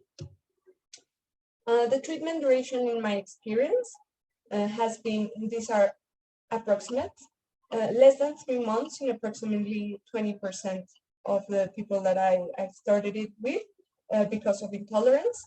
3 months in approximately 30% because the weight loss was less than 5%, and according to the guidelines, if they don't lose more than 5% in the 3 months treatment, well, you should not continue it. 6 months in approximately 40% of the people that I've started it with, and more than 6 months in 10% of the patients. These are, and this is not because of a lack of tolerability, just because of time issues. And regarding follow-up, what I do is seeing the patients 2 weeks after initiating the medication, and then every month regarding weight reduction medication. Since I see them because of mental health issues, I usually see them more frequently. But if we are stable in that regard, then I will see them every month just to see what's going on with weight reduction and with the orlistat resveratrol combination. And the other thing that is important in the follow-up is having a constant communication with a multidisciplinary team. This would mean internal medicine, endocrinology, psychology, with the OBGYN, and the nutritionist. So thank you very much for listening. Thank you very much to Zydus for inviting me. Thank you very much to the incredible doctors that are accompanying us today. And thank you everyone from Myanmar. It's really an honor being here today. And we're gonna stay here to answer any questions that you have. Thank you, Dr. Adriana, for your wonderful presentation. Now, can I call upon Mathidiso to present project presentation of Cytrin A?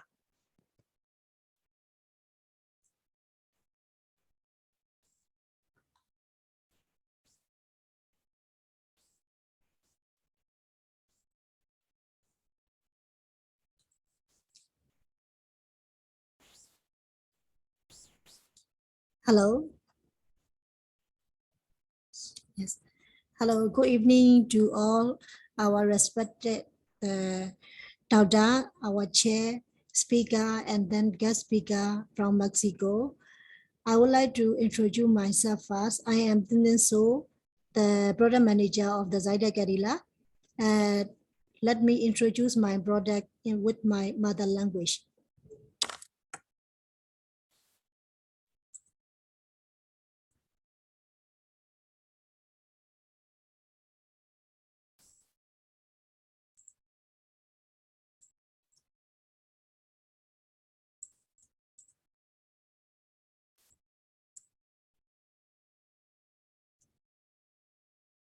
Taro bono Zydus ရဲ့ဒီ history လေးကိုပေါ့နော် Zydus company ရဲ့ profile လေးကိုရှင်းပြခွင့်ပြုပါ Zydus ကဒီ Zydus-Alidac ဆိုတာကတော့ပေါ့နော် worldwide မှာဒီ formula တွေကိုစပြီး develop လုပ်တယ်ပြီးရင် manufacturing စက်ရုံတွေမှာထုတ်တယ်ပြီးရင် commercializing ဆရာတို့ဒီအမတို့ရဲ့လက်ထဲပေါ့နော် patient တွေရဲ့လက်ထဲအထိကိုဒီ high quality medicine ကိုမှဒီ patient တွေတက်နိုင်တဲ့ affordable price လိုမျိုးနဲ့ရောက်အောင်one stop ပေါ့နော်ဒီ service တွေအကုန်လုံးလုပ်ပေးနိုင်တဲ့နေရာမှာ pharmaceutical healthcare company တစ်ခုအနေနဲ့68နှစ်အထိ worldwide မှာတက်တန်းရှိခဲ့ပါပြီဒါကတော့ဒီတန်လင်းဒီလိုမှာရှိတဲ့ Zydus ရဲ့စက်ရုံပါကဒီလာရဲ့နာမည်ကိုနောက်ကနေစလုံးယူထားတဲ့အတွက် Alidac ဆိုတဲ့နာမည်နဲ့မြန်မာပြည်မှာဒီစက်ရုံရဲ့ဆေးတွေကစပြီးတော့မှ market မှာ run နေပါပြီဒါကြောင့်ဆရာတို့အမတို့ရဲ့ prescription ကလည်းဒီ country ရဲ့ဒီ business ကိုပေါ့နော်တနည်းတစ်ဖက်ကနေပြီးတော့မှ support လုပ်နေတယ်ပြီးလို့ရှိရင်ဒီဝန်ထမ်းတွေရဲ့အလုပ်ကိုင်ခွင့်လန်းရရှိရေးအတွက်ကိုလည်း support လုပ်ပေးနေတယ်ဆိုတဲ့ information လေးလည်း sharing လုပ်ချင်ပါတယ်စက်ရုံလာဒီထောင်ရတဲ့ရည်ရွယ်ချက်ကတော့မြန်မာပြည်လူဦးရေရဲ့တက်နိုင်တဲ့ဒီဝင်ငွေနဲ့ Zydus ရဲ့ quality လိုမျိုး product တွေကိုအသုံးပြုနိုင်အောင်ရည်ရွယ်ပြီးတော့မှစက်ရုံလာဒီထောင်ထားရခြင်းဖြစ်ပါတယ်ဒီနေ့ပေါ့နော် product presentation နဲ့ပတ်သက်ပြီးတော့မှ Zydus R နဲ့ပတ်သက်တဲ့အကြောင်းလေးကိုအချင်းချုပ်မိတ်ဆက်ခွင့်ပြုပါ Zydus R ကတော့အရင် Zydus မှာ Orlistat ပါတဲ့ Orlistat 120 ကို Resveratrol 100 mg ထပ်ပေါင်းထားတဲ့ combination အသစ်ဖြစ်ပါတယ်မြန်မာပြည်မှာပထမအဦးဆုံး Orlistat နဲ့ Resveratrol combination အသစ်ဖြစ်ပါတယ်သူက easy way to lose weight လို့ပြောတဲ့အတိုင်း weight ချဖို့အတွက်လွယ်ကူတဲ့နည်းလမ်းတစ်ခုအနေနဲ့မြန်မာပြည်မှာစပြီးတော့မှဖြန့်ဖြူးတာဖြစ်ပါတယ်ဒါကတော့ပေါ့နော်ဆရာတို့ဒီအမတို့ရဲ့နေ့စဉ် life မှာ patient တွေအတွက်ဒီ weight ချဖို့ဆိုလို့ရှိရင် lifestyle တွေ change ရမယ်ပြီးဒီ lifestyle တွေ change ရမယ်ပြီးအစားအသောက်အနေထိုက်တွေကိုသတိထားရမယ်ဆိုပေမဲ့တကယ်တမ်းမှာကြတော့ဒီ patient တွေရဲ့လိုက်နာမှုပါပေါ့နော်ပြောရလွယ်ပေမဲ့တကယ်လက်တွေ့မှာလိုက်လုပ်ဖို့ခက်တဲ့အချက်တွေကတော့ဒီ work life balance လို့ပြောတဲ့အတိုင်းပေါ့နော်ကိုယ့်ရဲ့ work တနေ့စာလုပ်တဲ့အလုပ်က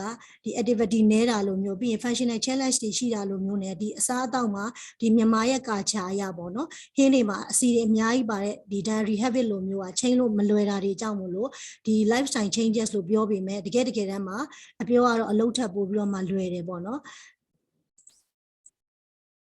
ဒါကြောင့်မလို့အဓိကကတော့ပေါ့နော် weight တက်လာတယ်ဆိုတဲ့အကြောင်းရင်းတွေထဲမှာ energy expenditure တက်လာတာဒါမှမဟုတ်ရင်အစားအသောက်မှာပါတဲ့ဒီ calorie consumption ကိုဖြတ်တောက်တာလိုမျိုးလောက်ဖို့ဆိုပေမဲ့တကယ်တမ်းမှာ89%သောလူနာတွေဟာဒီ lifestyle changes ကိုမလိုက်နာနိုင်ဘူးပေါ့နော်ဒီဟာသူတို့အတွက်တကယ်ကိုစိတ်ကူးရင်အိမ်မက်တစ်ခုလိုမျိုးပဲဆိုတာကိုဒီ study ရနေပြီးတော့တွေ့ရပါတယ်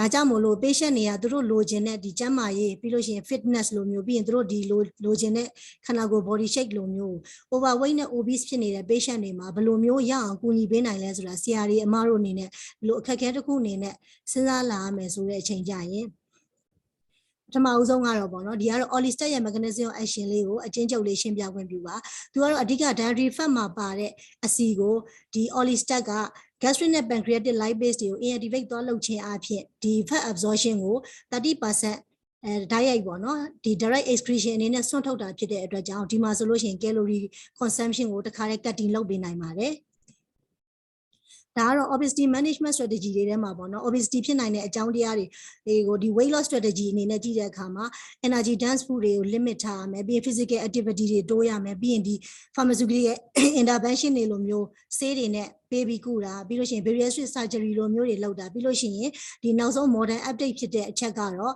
ဒီ dietary polyphenol လို့ပြောတဲ့အစားအသောက်မှာပါတဲ့ polyphenol consumption တွေကိုပို့ပြီးတော့မှတိုးပြီးစားသင့်တာဖြစ်ပါတယ်အဲ့တော့ polyphenol ဆိုတာဘာတွေလဲဆိုလို့ရှိရင်တော့ဒီနေ့စဉ်နဲ့အမျှစားနေတဲ့အသီးအနှံနဲ့ဟင်းသီးဟင်းရွက်တွေမှာပါတဲ့ ဓာတ်တစ်မျိုးပေါ့နော်ပြီးလို့ရှိရင်ဟင်းခတ်အမွေးကြိုင်နေပြီးရင် chocolate ကိုကိုအမုံနေဖာလာစီလိုမျိုးဒီလိုမျိုးဟင်းခတ်အမွေးကြိုင်နေနဲ့အတူပြီးလို့ရှိရင် drinks မှာဆိုရင် wine နေ beer တွေပေါ့နော်အဲ့လိုဒီလိုမျိုးအစားအသောက်တွေထဲမှာပါဝင်တဲ့ဓာတ်တစ်မျိုးဖြစ်ပါတယ်အဲ့တော့ polyphenol တွေမှာအမျိုးအစားအများကြီးခွဲထားတဲ့အထက်မှာ resveratrol က stabine ဆိုတဲ့ group အောက်မှာရှိပါတယ်ဒါကြောင့်မို့လို့ဒီပထမအဆုံးအနေနဲ့မြန်မာပြည်မှာပေါ့နော်ဒီ weight ချဖို့အတွက်လုံးဝအထူးတလဲအရင်ထူးဆန်းမနေတော့ wonder no more weight no more ဆိုတဲ့အတိုင်းပဲပထမအဆုံးကတော့ဒီ time tested drug that gets calorie consumption လို့ပြောတဲ့အတိုင်းပဲခုနအစားအသောက်မှာပါတဲ့အစီကိုတိုက်ရိုက် 30% excretion လုပ်နိုင်တဲ့ orlistat လိုမျိုးအချိန်ကြာကြီးစမ်းသပ်ထားပြီးတော့မှနော်လူတွေဒီ safely ဖြစ်သုံးနိုင်တဲ့ဆေးမျိုးနဲ့နောက်တစ်ခုကတော့ energy expenditure ကိုတက်စေတဲ့ best known agent ပေါ့နော်အခု resveratrol combination ပေါင်းတာကိုမြန်မာပြည်မှာ first time အနေနဲ့စပြီးတော့ဖြန့်ဖြူးပါပြီအဲ့တော့ဒီ synergy of EC လို့ပြောတဲ့အတိုင်းပဲ energy expenditure နဲ့ဒီ caloric consumption က weight loss ကိုအလွယ်တကူရရှိနိုင်မှာဖြစ်ပါတယ်အဲ့တော့ Zydus ပေါ့နော်ခုနဒီဒေါက်တာ Adriana ပြောသွားတဲ့အထက်မှာလည်းပါသလိုဒီ resveratrol ဟာဒီ SAT1 နေထဲမှာဒီ SAT1 ကိုအဓိကသူက activation potent activator ဖြစ်ပါတယ်အဲ့တော့ SAT1 ကတော့ခုနပြောသလိုဒီ aging process တွေနဲ့ metabolic regulation တွေမှာ signaling protein တစ်ခုဖြစ်တဲ့အတွက်ကြောင့် SAT1 ကို activation လုပ်တဲ့အခါမှာ energy expenditure ကလေ့ကျင့်ခန်းလုပ်သလိုမျိုးပဲတက်လာတယ်ပြီးရင် leaner phenotype တွေကို promote လုပ်ပေးတယ်နောက်တစ်ခုကတော့ glucose homeostasis ကို improve ဖြစ်စေတဲ့အတွက်ကြောင့် insulin sensitivity ကိုလည်းပို့ပြီးတော့မှကောင်းစေပါတယ်နောက်တစ်ခုကတော့ SAT1 ကို activate လုပ်တဲ့အတွက်ကြောင့် phospho နဲ့ leptin ကိုဒီ activate လုပ်တဲ့အခါမှာ hyperphagia state တွေကိုလည်း blank လုပ်နိုင်ပါတယ် PPA gamma ကို activate လုပ်တဲ့အတွက်ကြောင့်အစီအစဲအသစ်တွေဖြစ်တဲ့ adipogenesis state ကိုလည်း short ချပေးနိုင်ပါတယ်ဒါကြောင့်သူကဒီ metabolic rate တွေမှာဆိုလို့ရှိရင် up to 8% အထိသူကဒီ resting metabolic rate ကိုဒီလေ့ကျင့်ခန်းလုပ်သလိုမျိုးပဲ resveratrol ကပို့ပြီးတော့မှ metabolic rate ကိုတက်စေတယ်ဆိုတဲ့ဟာ 8% အထိတက်စေတယ်ဆိုတဲ့ study လေးတွေရှိပါတယ်ဒါကြောင့်မို့နော်ဒီ energy expenditure ကိုတက်စေတယ် calorie consumption ကို cut လုပ်ပေးတဲ့ synergy နှစ်ခုပေါင်းစုံမှုကြောင့်မို့လို့ weight loss ကအလွယ်တကူရရှိနိုင်မှာဖြစ်ပါတယ်။အဲကြောင့် resveratrol ကခုနပြောသလို exercise in တွေပေးပေါ့နော်။လေ့ကျင့်ခန်းလုပ်သလို effect ကိုဆေးသောက်ရုံနဲ့ရရှိမှာဖြစ်တဲ့အတွက်ကြောင့်သူ့ရဲ့အဓိကအလုပ်လုပ်ဆောင်ချက်ကတော့ muscle နဲ့ liver မှာ glycolysis ကို decrease ကျစေပါတယ်။နောက်တစ်ခုကတော့ဒီ adipogenesis နဲ့ fat accumulation ကိုလည်း decrease ဖြစ်စေပြီးတော့ lipolysis state ကို increase ဖြစ်စေပါတယ်။ gluconeogenesis state ကိုလည်း stimulate လုပ်ပေးနိုင်ပါတယ်Orlistat ကတော့ဒီ diet modifier အနေနဲ့ပေါ့နော်ကိုဓာတ်ရိုက်စားတဲ့အစာမှာပါတဲ့ fat absorption ကို inhibit လုပ်ပေးနိုင်ပါတယ် triglyceride hydrolysis ကိုတားပေးနိုင်ပါတယ်ပြီးတော့ free fatty acid တွေနဲ့ monoglyceride တွေကို absorb လုပ်တဲ့ state တွေကိုတားပေးနိုင်ပါတယ်ဒါကြောင့်ဒီ Zydus မှာဆိုလို့ရှိရင် resveratrol ကသူ့ရဲ့ဒီ energy expenditure ကို increase ဖြစ်စေတဲ့ effect ကြောင့်ဒီ muscle mass တွေကိုတက်လာစေနိုင်တယ် skeletal muscle မှာဒီ mitochondrial oxidative capacity ကိုတွားပြီးတော့မှ increase လုပ်ခြင်းအပြင် muscle mass တွေကိုတက်လာစေနိုင်ပါတယ်